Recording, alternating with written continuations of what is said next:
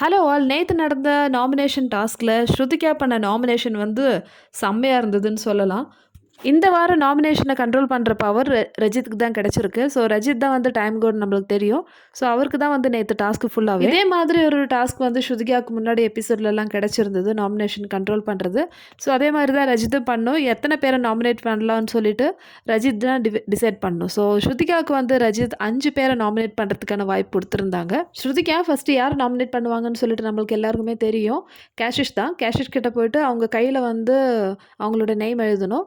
So Shruthika வந்து எனக்கு வந்து இவங்கள பிடிக்காது. ஸோ ஸ்பெஷலாக வந்து நாமினேட் பண்ணுறதுக்கான ரீசன் கிடையாது. ஐ டோன்ட் லைக் ஹர்ன்னு சொல்லிட்டு கேஷிஷ் வந்து மாக் பண்ணாங்க. ஸோ கேஷிஷ் வந்து மற்றவங்க கிட்ட சண்டை போடும்போது ஒரு பாடி லாங்குவேஜ் இருக்கும் இல்லையா? அப்படியே டான்ஸ் ஆடுற மாதிரிலாம்.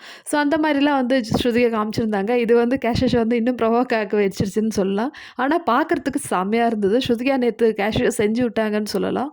அடுத்தது அவினாஷ் கிட்ட போயிட்டு எனக்கு வந்து இவர் வந்து ரொம்ப பர்சனலாக எடுத்திருக்காரு. நான் சொல்கிற விஷயங்கள்ல வந்து பர்சனலாக வந்து அட்டாக் பண்ணுற மாதிரி இருக்குன்னு சொல்லிட்டு. So second nomination Avinash. Third nomination பார்த்தீங்கன்னா சாஹத் கிட்ட போனாங்க. சாஹத் வந்து சிம் கிட்ட மிஸ்பிஹேவ் பண்ணாங்க. அதனால எனக்கு பிடிக்கலன்னு சொல்கிறாங்க. ஸோ ஃபோர்த் வந்து விவின். விவினை வந்து ஸ்பெஷலாக வந்து ரீசன் இல்லை. எப்போவுமே வந்து என்னை நாமினேட் பண்ணுவார். ஸோ எனக்கு அது ஹேபிட் ஆயிடுச்சு.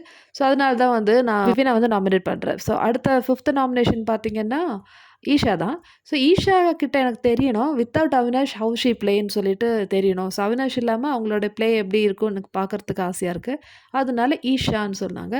ஸ்ருதிகாவை பார்த்து கேஷிஷ் சொன்னாங்க, நீ வந்து எப்பவும் காக்கா மாதிரி கத்தினே இருப்ப. நீ ஒரு ஜோக்கர்ன்னு சொல்லிட்டு ஸ்ருதிகாவை வந்து கலாய்ச்சி விட்டுட்டாங்க. ஸ்ருதிகா வந்து திருப்பி வந்து நல்லாவே வந்து ரிப்ளை கொடுத்துட்டாங்க. நீ என்ன வேணாலும் சொல்லு. நான் இப்படி தான் உங்ககிட்ட நடந்துப்பேன். அந்த மாதிரி ஆட்டிடியூடில் தான் வந்து நேற்று ஸ்ருதிகாவோடது இருந்தது. ஸோ கேஷிஷ்க்கு வந்து கிடைச்ச பெரிய ஒரு நெத்தி அடின்னு சொல்லலாம். ஸோ கேஷிஷ் ஸ்ருதிகா பிரச்சனை வந்து அவங்க 2 பேர் இருக்கிற வரைக்கும் நடந்துகிட்டே தான் இருக்கும்.